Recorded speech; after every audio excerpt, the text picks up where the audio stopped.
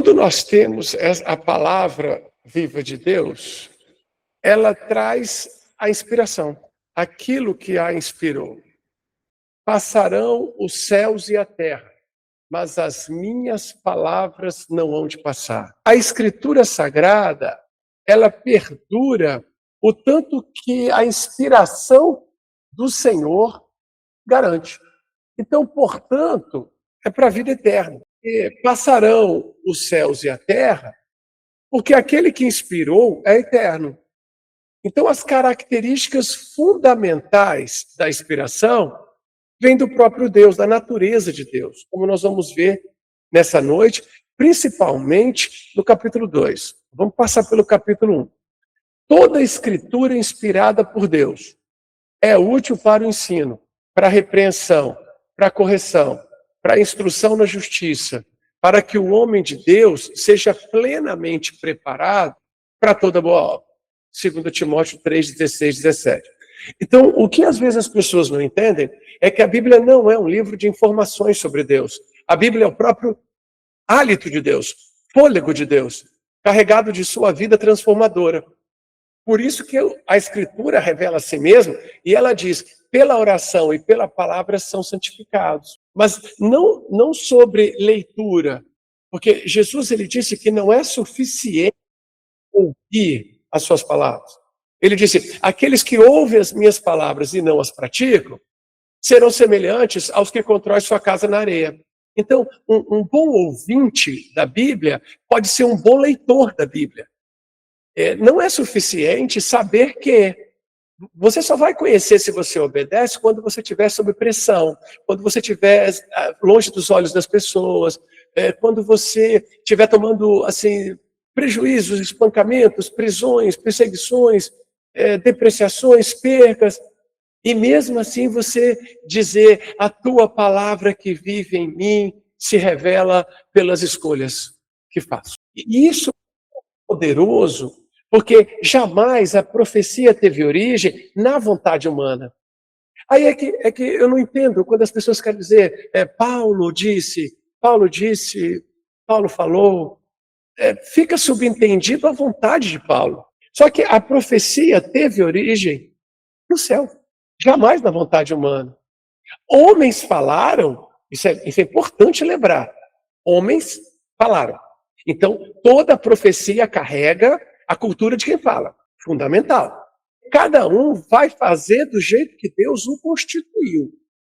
Então, cada profeta fala com o seu aparelho mental, cultural, com a sua estrutura particular.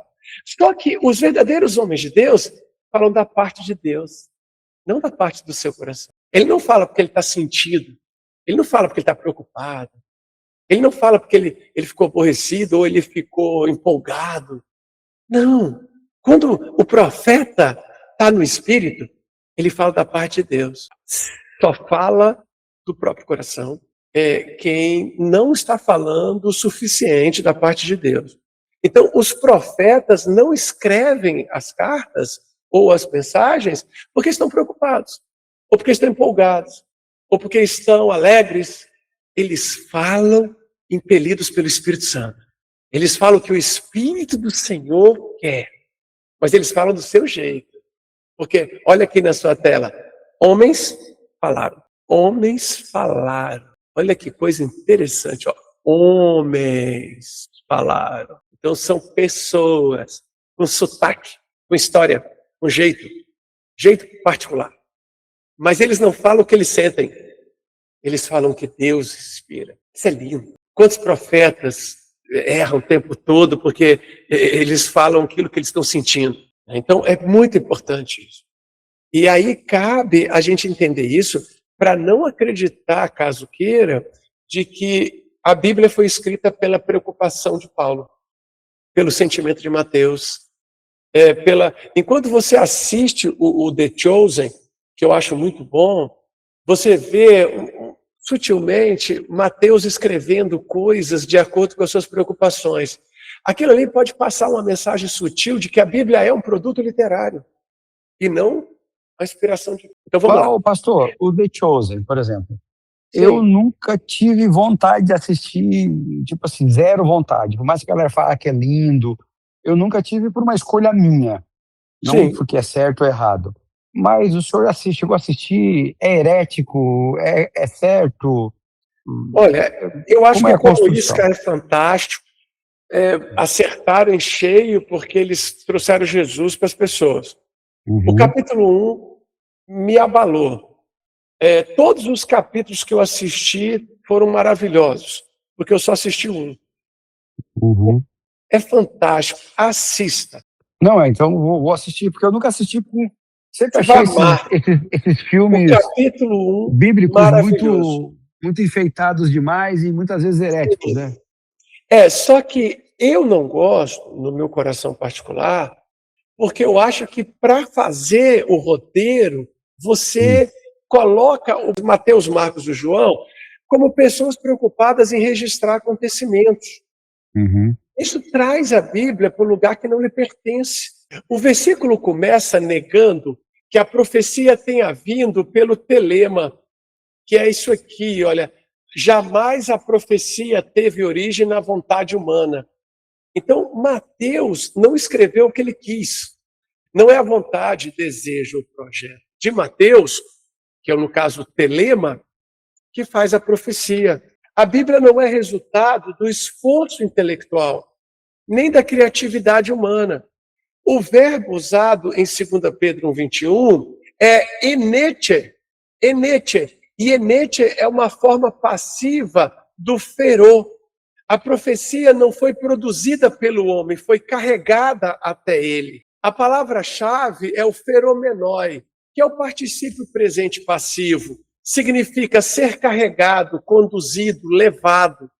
No grego koiné, esse termo frequentemente usado para descrever um navio sendo impulsionado por uma força que vem do vento. Comparando, assim como os marinheiros içam as velas, mas é o vento que move o barco na direção desejada, os escritores bíblicos escreveram com suas próprias personalidades. Lembra? Homens falaram, seus próprios estilos, mas foram impulsionados e guiados pelo sopro. E o sopro não vem do coração, não vem do meu coração. O sopro vem de fora de mim. Por isso que o professor, o pregador, aquele que está levando a mensagem de Deus, ele precisa falar de fora para dentro. Se ele falar o que está pesando na sua cabeça, no seu coração, ele vai misturar. Ele vai misturar os seus sentimentos, os seus julgamentos, com aquilo que Deus quer que seja falado. Daí a suprema importância dos pregadores se tornarem profetas. Porque caso sejam, não vão falar o que sentem, mas o que Deus soprou. E às vezes o que Deus quer naquele momento não tem nada a ver com o que está pesando na nossa cabeça. Isso é muito importante. É isso que transforma uma mensagem bíblica numa mensagem profética. Sim, irmão Sérgio, por favor. Pastor, como que eu percebo? Porque eu imagino que nós temos até pregadores mal intencionados, mas nós temos Sim, pregadores que erram, mas sem essa maldade, essa malícia no coração. Como que um sim. pregador bem intencionado, ele consegue perceber que ele está sendo levado pela emoção, ou os Ou seus sentimentos misturando a foram dominados emoção. isso, de alguma maneira? Pergunta, examine-se, pois, o homem a si mesmo. Será que aquilo que eu estou falando é alguma coisa relacionada com meus sofrimentos particulares? Ou com meus medos? Ou com minhas esperanças? Ou com as minhas empolgações? E eu não estou dizendo isso porque caso não tenha acontecido comigo. Tenho certeza que muitas vezes pode acontecer, mas eu preciso examinar.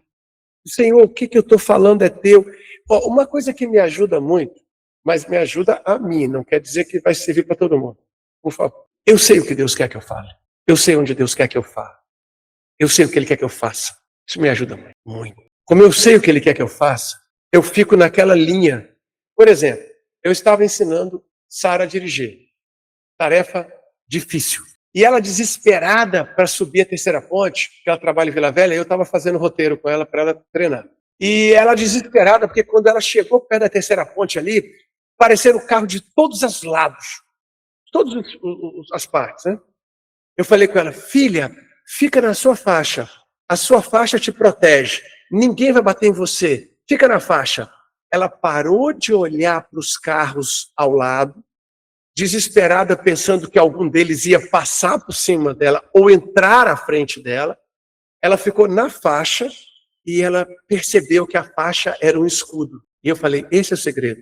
Fica na faixa. Se for trocar de faixa, usa seta. Olha o retrovisor e depois vai. Então, eu fico na minha faixa. Por exemplo, eu sei o que eu vou ensinar terça-feira. Eu sei o que Deus quer que eu fale. Então, se vier algumas coisas de empolgação ou de coração, eu já fico filtrando. Mas é aquilo que eu tenho que fazer. Eu preciso fazer isso. O que isso está fazendo aqui? Lá de lá. Agora, você imagina a tragédia do pregador que acha que tudo que vier no coração dele, ele tem que falar. Comenta isso aí. O que vocês me acham? Pastor, então não existe um sinal divino, algo que te deixa muito claro, né? Assim, é mais uma questão de relacionamento com a palavra e de autoavaliação, de introspecção, né? De Mas sensibilidade, digamos assim. por que não teria o sinal? Às vezes Sim, você só sabe. sim, pode ter o sinal, mas nem toda vez que você vai pregar, um anjo desce ou acontece algo sobrenatural. Mas eu falo assim, é mais uma questão mesmo de prudência, digamos assim, né? Na vida de oração, você vai desenvolver um relacionamento que melhora a sua escuta, sua escutativa.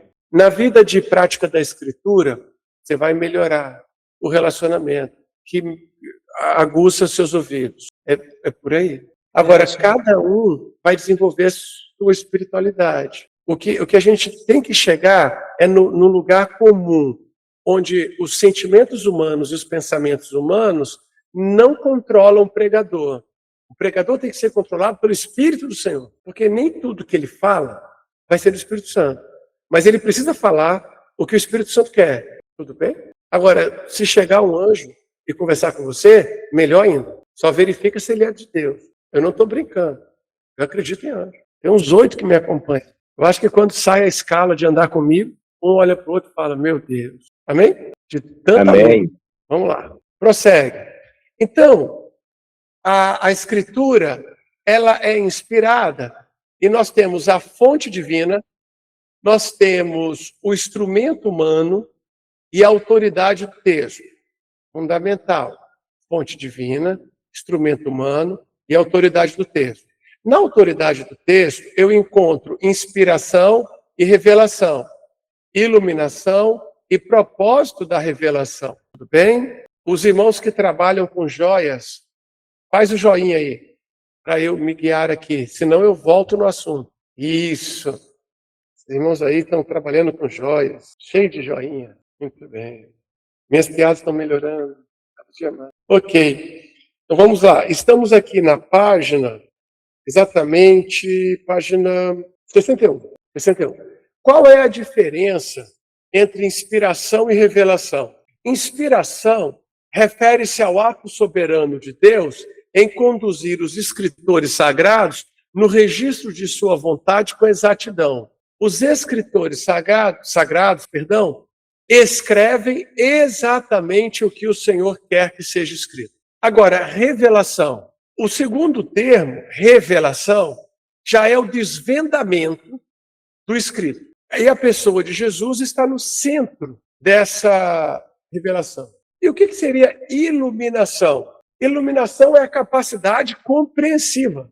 As mentes são iluminadas para assegurar a capacidade de aprendizado. Desvenda os meus olhos para que eu veja as maravilhas da tua lei. Salmo 119, versículo 18. E qual é o propósito da revelação da palavra de Deus? 1 Timóteo 2,4. Você pode ler comigo? 1 Timóteo 2,4. É um propósito duplo. 1 Timóteo 2,4 com o 2 Timóteo 3,17. Então, 1 Timóteo 2,4, um dos irmãos. E quer que todos os homens se salvem e venham ao conhecimento da verdade. Então, quer que todos os homens se salvem e venham ao conhecimento da verdade. Ou seja, o propósito da revelação é a salvação a toda criatura. Mesmo que a criatura rejeite, a oportunidade está lá. Se voltarmos aqui nesse texto, já lido essa noite, eu tenho o segundo propósito. Olha aqui o segundo propósito. para que o homem de Deus seja plenamente preparado para toda boa obra. O homem de Deus seja plenamente preparado para toda boa obra. Esse é o segundo. Primeiro, salvar. Segundo, edificar. É como se a igreja existisse para quê? A igreja existe para que todos encontrem a vida eterna. Sejam edificados, sejam salvos. Esse é o ponto central da igreja, da edificação da igreja. Tudo certo? Então, entendemos essa diferença entre iluminação, revelação e inspiração? Pastor, Repassando. não entendi muito bem a conexão entre revelação e inspiração. Tá. Inspiração, processo construtivo. O texto é inspirado. Ninguém escreveu porque quis. Escreveu porque recebeu. Inspirar. É a maneira de construir o texto. Certinho, Isa? Amém. Revelação. O desvendamento do texto. O texto é revelado, é desvendado, para que possamos ser iluminados. Iluminação. A capacidade compreensível. A iluminação é no homem, no leitor, naquele que escuta. Quando eles estavam andando no caminho de Emaús, os discípulos estavam vendados. De repente, seus entendimentos se abriram e eles compreenderam, iluminados. Então, inspiração, construir o texto, revelar, desvendar para que possamos compreender, iluminar, tornar claro aquilo que li. E qual é o duplo propósito da revelação? Salvar e edificar. Em 1 Timóteo 2,4, todos se salvem e cheguem ao conhecimento da verdade. Em 2 Timóteo 3,17, que está na tela, seu celular, para que todo homem de Deus, olha, ele já foi salvo, agora ele é um homem de Deus, para que todo homem de Deus seja apto e plenamente preparado para toda boa obra. Então, salvar e edificar. Irmão Fabiano, por favor. Bem, pastor.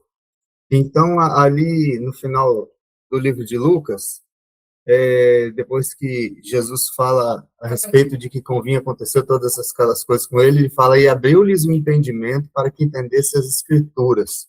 Isso pode estar envolvido nisso daí também, incluído? Mas é isso, exatamente. Por iluminados. Amém. Para entender as Escrituras. E sim, você, mas ali... Sim. Pode repetir. Perdão, é só uma dúvida. Ali, isso foi uma... Como que eu vou te dizer? Foi sobrenatural, foi divino, ou foi devido ao conhecimento que eles tiveram das Escrituras? Pode ser ambos. O Espírito Santo é Deus. Confere? O Espírito Santo é divino? Sim. Sim. E sendo o Espírito Santo divino, ele é Deus agindo. Então, qualquer explicação que o Espírito Santo de Deus entregue para nós, é Deus falando. Pode ser uma iluminação também. Amém. Pastor, quando a gente geralmente trata de... Eu posso estar muito errada, mas quando a gente geralmente trata de revelação, por exemplo, alguém fala, Deus me revelou alguma coisa. Ou então, por exemplo, Deus revelou a Moisés, se revelou a Moisés para lhe dar as leis. A gente vê como se fosse um sentido diferente. Isso está errado, essa visão? Ou essa daí que você falou? Eu não entendi muito bem ainda. Pode explicar de novo? Como você vê, qual é a sua visão, quando você lê assim, Deus revelou a Moisés, qual é a sua visão? Que Deus mostrou a ele as coisas exatas que ele deveria falar. Como se fosse isso. Tá. E quando alguém fala com você assim, Deus me revelou isso, qual é a sua visão? Que Deus se revelou àquela pessoa e mostrou alguma coisa a ela. Muito bem. Agora, qual é a sua pergunta? O que está escrito aqui no livro também, por exemplo, está escrito que revelação significa o desvendamento que Deus faz de si mesmo através da palavra escrita. Amém. Por exemplo, não tem muito contexto, sabe? Eu não consegui conectar muito isso. Como o se desvendamento que Deus faz de si mesmo através da palavra escrita somente? É porque a palavra escrita no original é tão divina, é tão sagrada, que o Senhor se revela por ela. O Senhor se revela. Então, os outros que a gente tinha falado, sem ser pela palavra escrita, também são revelações ou não? Então, o Senhor pode se revelar pela natureza, por si mesmo, pela palavra escrita. Eu posso falar então que a inspiração, ela torna possível que a revelação aconteça, que é a palavra, e para que a pessoa possa ser iluminada através dela. Então é isso. Completamente isso. A inspiração é que causa isso tudo. Entendi. Só a inspiração. E a gente deve estar atento porque nem toda profecia que você escutar é Deus que revelou. Nem todo mundo que falar que Deus revelou para você quer dizer que Deus revelou mesmo.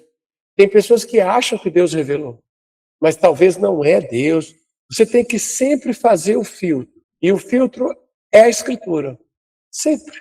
Sempre fazer o filtro. Porque aí você vai sofrer menos, bem menos. As decepções serão menores. Aí você vai ter uma autonomia melhor.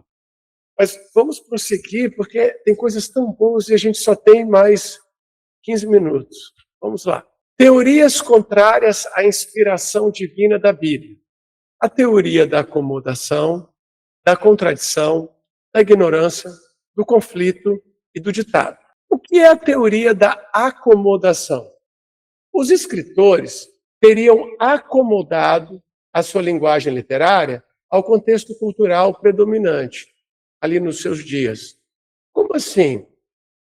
Os escritores, eles falavam do que eles viam, do que eles viviam.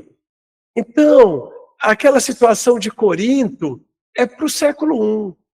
Aquela situação de Moisés é para Israel. Aquelas palavras ali de Mateus é para os judeus do primeiro século. Teoria da acomodação. A segunda teoria contrária à inspiração é que a Bíblia apresenta diversas contradições que a tornam inconsistente com a verdade divina. Por isso que, quando eu estava preparando esse ponto, eu falei, isso merece uma aula só para isso, e explicá-las de forma que todos entendem que aquilo não tem contradição.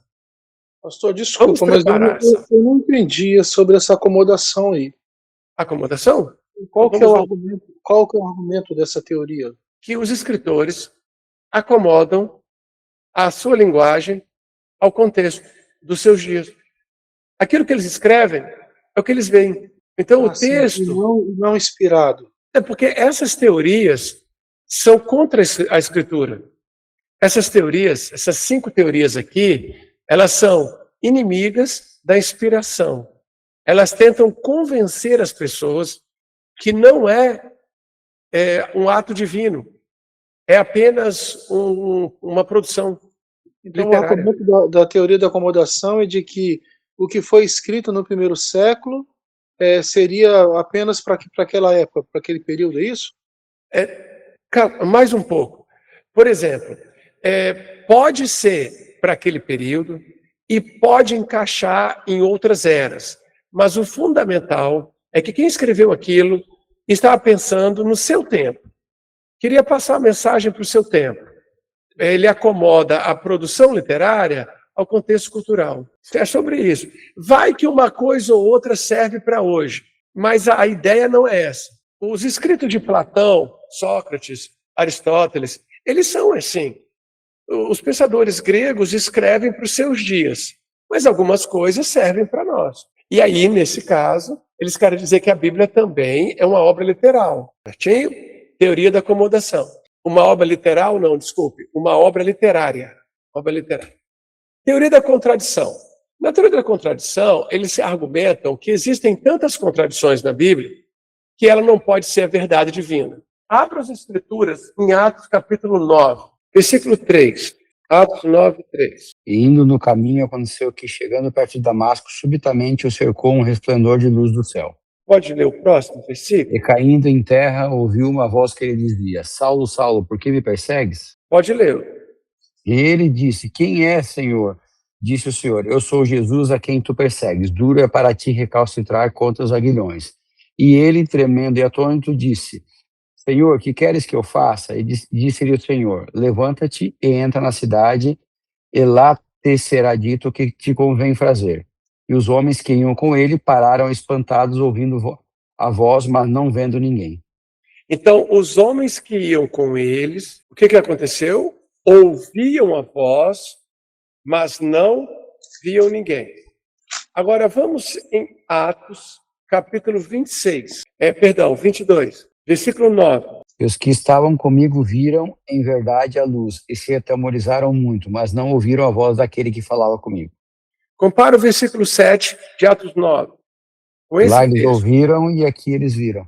Isso, lá eles ouviram, e aqui não diz viram. que não ouviram a voz. Mas viram, Então, parece uma contradição? parece. Parece. Então, baseado nessa leitura rápida, superficial, a Bíblia apresenta diversas contradições que a tornam inconsistente com a verdade divina. Mas se nós olharmos um pouquinho mais atenciosamente, nós veremos o seguinte: o apóstolo Paulo era encarregado, com autoridade jurídica, para prender determinados grupos considerados terroristas para os judeus. Seriam a seita dos nazarenos. Então ele jamais iria com 2 pessoas, com 3 pessoas. O padrão da época, ele ia no meio, um grupo à frente e um grupo atrás. E mesmo ali no meio, ele tinha 2, 3, 4 com ele. Quando o Senhor aparece para ele, quem está mais próximo dele vai ser impactado por aquela voz. Quem está mais à frente ou atrás não vai ser impactado pela voz, porque a voz está ali próximo, porém ele vê a luz. E ele fica estarrecido com aquela luz. Muito simples. Em Atos capítulo 22, o Espírito Santo está revelando o entorno próximo ao apóstolo. Em Atos capítulo 9, o Espírito Santo está revelando a visão geral. Isso também acontece em Gênesis. Gênesis no capítulo 1, você tem uma visão geral. Gênesis capítulo 2, você tem a visão micro, específica.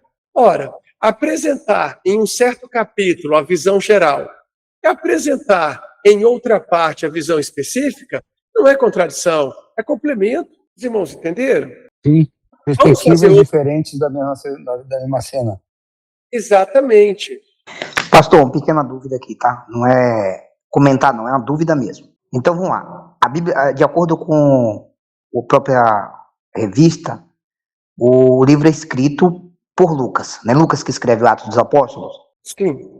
Então, ele escreve por relatos das pessoas que participaram dessa ação, ou foi o Espírito Santo de Deus que trouxe a revelação? Tá. Mas a hora da escrita, a palavra é inspirada. Você acredita que ele escreveu tudo que ele ouviu? Não, lógico que não. Então, como é que foi feita a seleção? De acordo com 2 Timóteo 3, 16 e 17, o Espírito Santo soprou a seleção. Deus tanto pode mostrar para você, que você não sabe, caso de Moisés, como Deus pode usar o que ele já te falou antes. As duas coisas não invalidam a inspiração. Amém? Amém. Tá bom. Posso dar mais um exemplo de contradição? Pode dar sim. Mais um? Dá Ou não? exemplo para nós. Mais um. Vamos lá. João 19, 14. João 19, 14. Alguém pode ler? E era a preparação da Páscoa, e quase a hora sexta, e disse aos judeus: Eis aqui o vosso rei. Então, em João 19, 14, está dizendo que a hora sexta, Jesus não estava na cruz. A hora sexta. Certo? Uhum. Se nós formos em Marcos, vamos dar uma olhada, por favor, aqui em Marcos. Jesus na cruz. Alguém pode ler Marcos 15, 1 e logo depois 15, 34? E logo ao amanhecer, os principais sacerdotes, os anciãos, os escribas e todo o sinédrio tiveram conselho, e ligando Jesus, o levaram e entregaram a Pilatos. Logo C. 33 e 34. E chegada a hora sexta, houve trevas sobre a terra, toda a terra, até a hora nona. E a hora nona, Jesus exclamou com grande voz, dizendo: Eloi, Eloi, lama sabachthani, que traduzido é: Deus meu, por que me desamparaste? Então, chegada a hora sexta, em Marcos 15, Jesus já estava na cruz, certo? Uhum. Tudo bem. Em João, na hora sexta, Jesus estava onde? Quase hora sexta, João, estava escrito. quase, mas pertinho ali. Tá. Jesus nem na cruz tinha chegado. Ele ainda não tinha sequer carregado o madeiro. Estava sendo no começo. Parece uma contradição? Estava sentado no tribunal, no caso, né? Parece Mas uma era um dia contradição. antes, né, pastor? Oi? Mas era um dia antes, não era? Não, aqui a hora sexta, preparação. E aqui a hora sexta, no mesmo dia. Se você quiser ler o 25, ó, leia o 25. De Marcos? Terceira o crucificaram. Marcos 15, 25. A hora terceira o crucificaram. Em João, a hora sexta, ele nem tinha ido para a cruz. Não parece uma contradição? É João o que ali, pastor? Parece sim. João o quê?